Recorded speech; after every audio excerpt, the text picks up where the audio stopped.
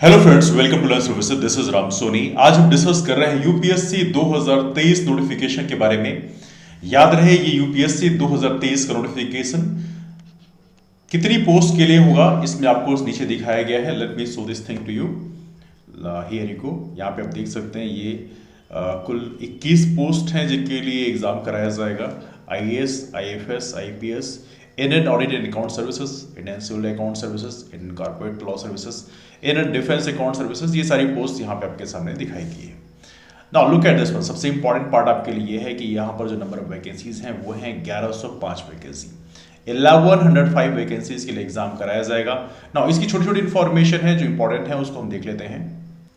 पहली बात याद रहे, लास्ट डेट एप्लीकेशन फिल करने का है 21 फरवरी 2023। तो आप इस चीज को इंश्योर करें कि इसके पहले पहले आप फॉर्म को फिल कर लें, है ना। नाउ फॉर्म कैसे अप्लाई किया जाएगा? तो फॉर्म अप्लाई करने के लिए बताया गया है कि upsconline.nic.in में जाकर आप OTR प्लेटफॉर्म में रजिस्टर करेंगे, उसके बाद अपने फॉर्म को फिल करेंगे। यदि इन केस आपने पहले ही OTR के लिए रजिस्टर कर रखा है तो कोई दिक्कत नहीं है। मतलब पहले आपको OTR प्रोफाइल तैयार करनी पड़ेगी, उसके बाद आपको फॉर्म को फिल करना है, ठीक है। बाद में OTR प्रोफाइल से अदर देन जो एप्लीकेशन फॉर्म है उसको एडिट करने का भी आपको ऑप्शन दिया जाएगा इन केस कोई गलतियां हो जाती है ना। ये बहुत बेसिक चीज है, इसको आप लोग याद रखेंगे। एक छोटी सी बात जो बहुत बेसिक है, पेनल्टी फॉर रॉन्ग आंसर्स। आपको पता होना चाहिए यूपीएससी में नेगेटिव मार्किंग होती है 1/3 की, तो ये थोड़ा सा आप लोग याद रखेंगे। मतलब 2 नंबर का क्वेश्चन है और आपने गलती किया है तो 2/3 नंबर आपके काट लिए जाएंगे, मतलब 0.66 मार्क्स काट लिए जाते हैं। अब ये देखा जाए तो बहुत बेसिक सी चीज़ है, इसको बताने की बहुत ज़्यादा जरूरत नहीं है। लेकिन जो फ्रेंड्स ऐसे हैं जिनको इसके बारे में कोई आइडिया नहीं है, उनको बता दूं कि सिविल सर्विसेज प्रीलिम्स एग्जाम होता है, उसके बाद इसका मेन एग्जाम होता है। तो ऑब्जेक्टिव टाइप होगा, जो कि एक कह सकते हैं कि प्रिलिमिनरी एग्जाम है, इसका कोई फाइनल मार्क्स में कोई हेडिंग नहीं होती है ना, मतलब दैट्स लाइक क्वालिफाइंग एग्जाम। इसके बाद मेंस एग्जाम होंगे। मेंस के मार्क्स, रिटन के और इंटरव्यू, इन दोनों के मार्क्स एड ऑन होकर फाइनली आपकी रैंकिंग डिसाइड होगी, उसके हिसाब से आपको पोस्ट मिलेंगी। तो याद रखिएगा, प्लान ऑफ एग्जामिनेशन ये है। जब आप प्रीलिम्स क्वालिफाई कर लेंगे, प्रीलिम्स क्वालिफाई करने के बाद में आपको DEF detail application form 1 fill करना पड़ेगा। और जब आप मेंस क्वालिफाई कर लेंगे तो उसके बाद में आपको DEF 2 फिल करना पड़ेगा, है ना। तो ये सारी इंफॉर्मेशन है। हालांकि ये तो प्रीलिम्स क्वालिफाई करने के बाद की बात होगी, ये थोड़ा सा ये भी चीज इंपॉर्टेंट है। इसमें एलिजिबिलिटी का प्रोसेस तो बहुत सिंपल है, लेकिन सबसे महत्वपूर्ण है आपका एज लिमिट्स। देखिए फाइनल ईयर के जो कैंडिडेट्स हैं वो भी अपेयर कर सकते हैं। एज लिमिट काफी इंपॉर्टेंट है। याद रहे, एज जो कैलकुलेट होती है वो कैलकुलेट होती है 1 अगस्त 2023 से। 1 अगस्त 2023 से एज कैलकुलेट होगी। आपकी जो मिनिमम एज होनी चाहिए 21 साल होनी चाहिए, मैक्सिमम एज होनी चाहिए 32 साल यदि आप अनरिजर्व कैटेगरी से बिलोंग करते हैं। यदि आप ओबीसी कैटेगरी से बिलोंग करते हैं तो उस कंडीशन में आपको 3 साल का एज रिलैक्सेशन मिलता है। यदि आप एससी या एसटी से बिलोंग करते हैं तो उस कंडीशन में आपको यहाँ पर 5 साल का रिलैक्सेशन मिलता है ना।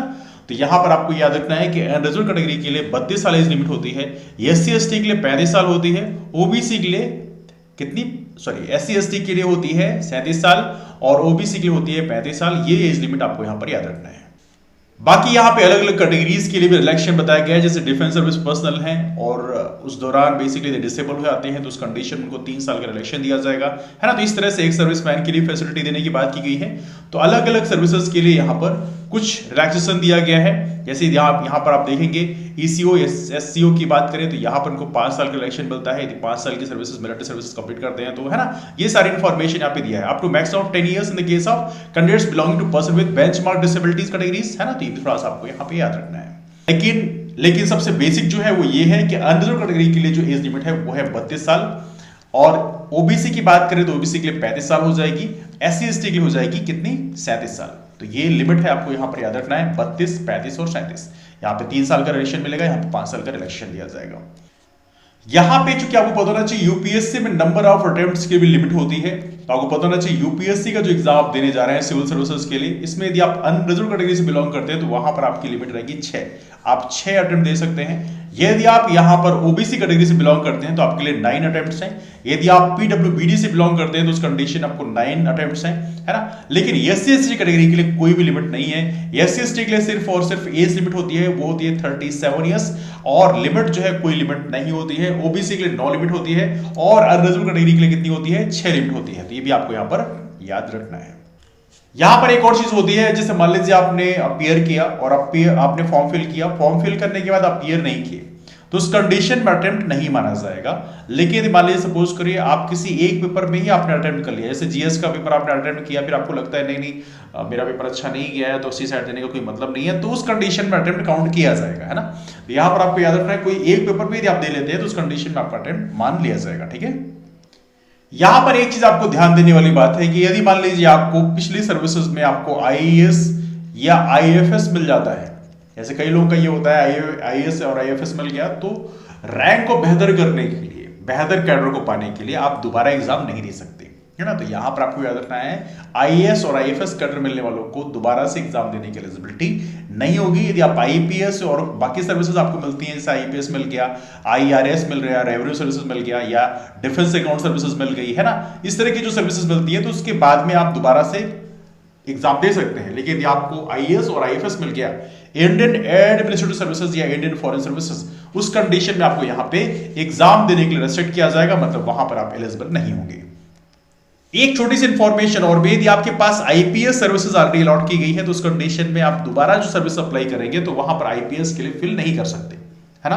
बिकॉज कुछ लोगों का ये होता है कि जैसे मान लो आईपीएस उन्होंने पहले डाला था और उनको अब नागालैंड मिल गया, now they are looking to appear in exam again, और उन्हें सोचते हैं कि हो सकता है उन्हें कोई ढंग का कैडर जैसे मध्य प्रदेश मिल जाए जो कि उनके नियर बाई स्टेट के पास में, राजस्थान मिल जाए, उत्तर प्रदेश मिल जाए, जो भी स्टेट मिल जाए। तो यहां पर आपको याद रखना है यदि आपको आईपीएस पहले अलॉट हो गया है तो उस कंडीशन में आप दोबारा से एग्जाम जो अपीयर करेंगे वहां पर आईपीएस कैडर को चूज नहीं कर सकते, जिससे कि आपको ये नहीं सोच सकते कि नहीं नहीं मैं कैडर अपना चेंज कर लूंगा, तो ये अलाउड नहीं है।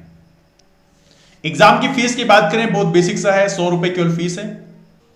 एक बहुत ही इंपॉर्टेंट फॉर्मेशन है ओबीसी कैंडिडेट्स की, हम बात करें तो ओबीसी कैंडिडेट्स के लिए ध्यान दें, आपको OBC non criminal certificate submit करना पड़ेगा based on the income for the financial year 2019-20, 2020-21 and 2021-22। मतलब कम से कम 2019-20 का होना चाहिए। यदि आपका 2019-20 से पहले का है तो उस कंडीशन में वो एक्सेप्टेबल नहीं होगा, है ना। तो यहां पर आपको याद रखना है, this is quite important one, certificate based on income for the financial year 2019-20, 2020-21 और 2021-20। Okay sorry, I just made the mistake, 2019-20, 2020-21, 2021-22 का ये आपको सर्टिफिकेट सबमिट करना पड़ेगा एंड इश्यूड ऑन और आफ्टर 1/4/2022, 1 अप्रैल 2022 के बाद का इशू होना चाहिए। तो ये भी पॉइंट आपको यहां पर याद रखना है।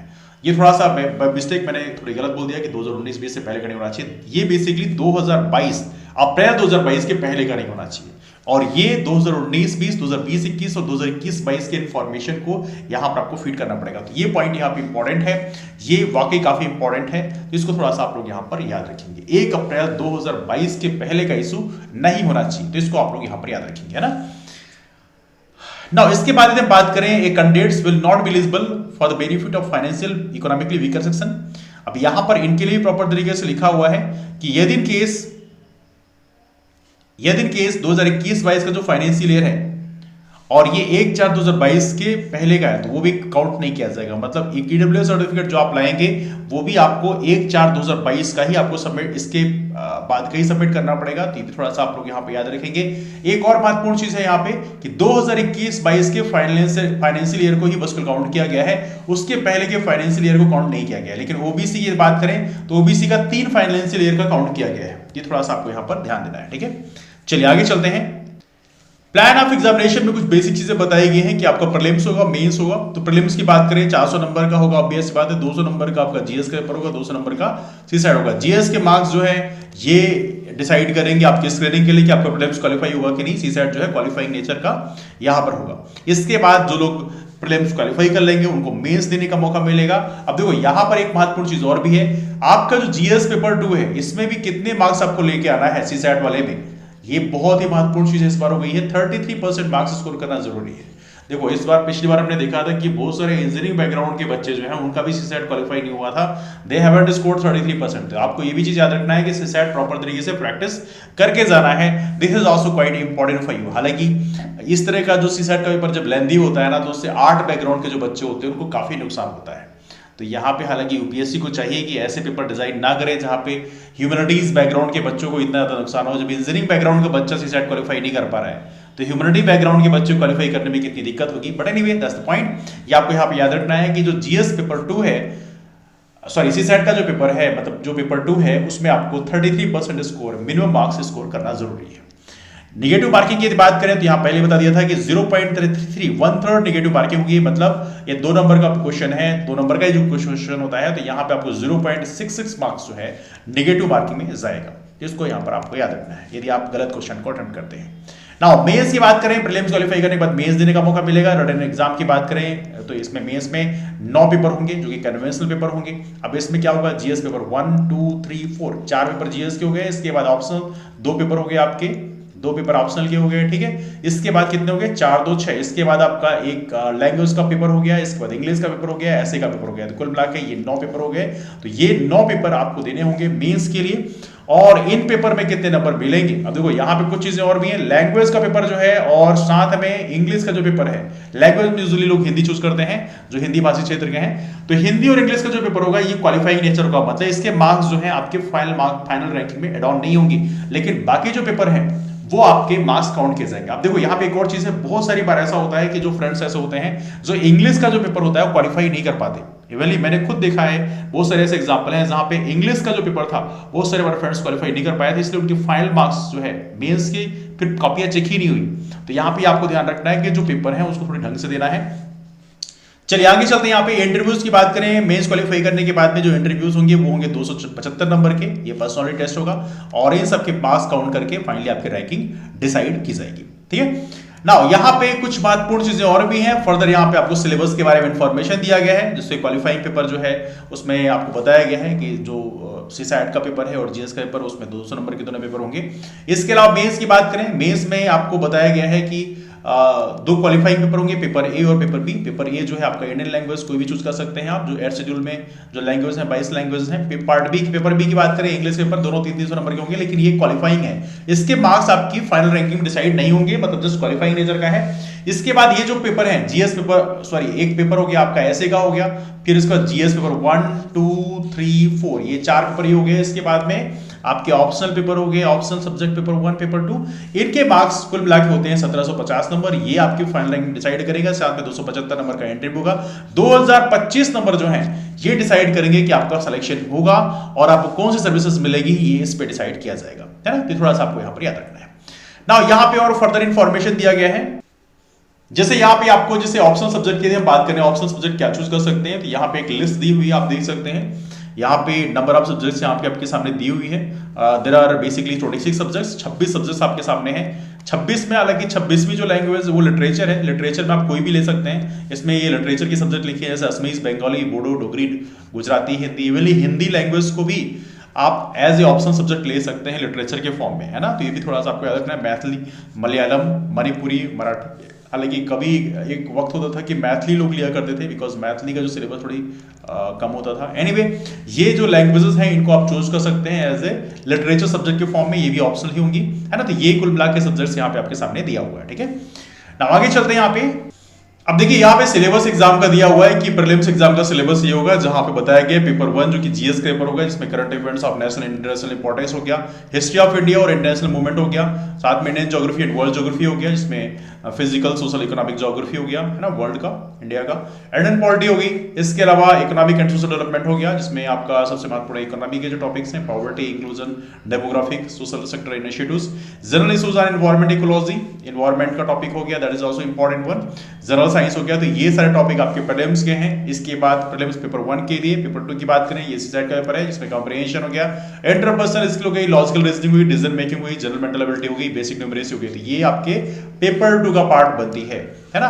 अब यहाँ पे पेपर 2 की बात करें, पहले बता चुके हैं 33% यहाँ पर क्वालिफाइंग मार्क्स है, मतलब इतने आपको लाने पड़ेंगे। यदि आप इतने नहीं ला पाते तो उस कंडीशन में आपका पेपर 1 चेक नहीं होगा, मतलब अपने आप बाय डिफॉल्ट आप इस पेपर से एग्जाम से बाहर निकल जाएंगे, है ना। इसके अलावा यहाँ पर यदि बात करें बाद में, तो यहाँ पर एक और चीज है, क्वालिफाइंग पेपर इंडियन लैंग्वेज और इंग्लिश का, तो यहाँ पे भी आपको क्वालिफाइंग मार्क्स स्कोर करना पड़ेगा। यदि आप यहाँ पे स्कोर नहीं करते तो आप यहाँ से बाहर निकल जाएंगे। तो यहाँ पे ये चीज इंपॉर्टेंट है कि मेंस आप देंगे तो यहाँ पे जो लैंग्वेज का पेपर दे रहे हो वहां पे आपको प्रिकॉशन रखना है। फिर मेंस का सिलेबस यहाँ पे आपके सामने दिया हुआ है, तो हम सिलेबस को अलग डिस्कस करेंगे एक अलग वीडियो में, है ना। तो यहाँ पे GS paper 1, paper 2, paper 3, paper 4 का सिलेबस दिया है। इसके बाद में यहाँ पे ऑप्शनल सब्जेक्ट जो हैं उसके सिलेबस दिए हुए हैं। तो जो भी आपके सब्जेक्ट है ऑप्शनल, उसका सिलेबस आप देख सकते हैं। तो अगले पेजेस में यहाँ पे सिर्फ और सिर्फ अलग अलग जो ऑप्शनल्स हैं उनके सिलेबस यहाँ पे दिए गए हैं, जिनको आप देख सकते हैं इस नोटिफिकेशन के माध्यम से। तो ये डिस्कशन का पेज वाइड अप करेंगे। आप यदि हमारे प्लेटफॉर्म से जुड़ना चाहते हैं तो आप लर्न सर्विसेज नाम का हमारा टेलीग्राम ग्रुप ज्वाइन कर सकते हैं। लर्न सर्विसेज सर्च करना आपको, लर्न सर्विसेज टेलीग्राम ग्रुप, इसकी लिंक मैं नीचे आपको शेयर कर दूंगा। इसके माध्यम से आप हमसे जुड़ सकते हैं। यूपीएससी की तैयारी करने के लिए आने वाले कल में we will definitely work on it. बहुत सारे वीडियोस आप लोगों के लिए अपलोड किए जाएंगे, जो इंपॉर्टेंट टॉपिक्स हैं उसके लिए हम लोग काम करेंगे। डिस्कशन को फिलहाल आप यहीं से वाइड अप करते हैं, लेकिन वीडियो कैसा लगा नीचे कमेंट करके जरूर बताएं। इसके साथ में अपने दोस्तों को जरूर ये वीडियो शेयर करें, इससे उनको इन्फॉर्मेशन मिल पाए कि आने वाले कल में उन्हें तैयारी कैसे करना चाहिए। साथ में at least they will get some information. उसके बाद सिलेबस को डिकोड भी हम लोग करेंगे कि जीएस अपना जो प्रीलिम्स का पेपर है उसमें जीएस का पार्ट कहां से आपको कैसे पढ़ना है, किस तरह से क्वेश्चन आमतौर पर एग्जाम में पूछे जाते हैं। फिलहाल डिस्कशन को इस वाइड अप करते हैं, मुलाकात करते हैं फिर। तब तक के लिए bye bye, take care, have a wonderful day, keep moving forward and take care.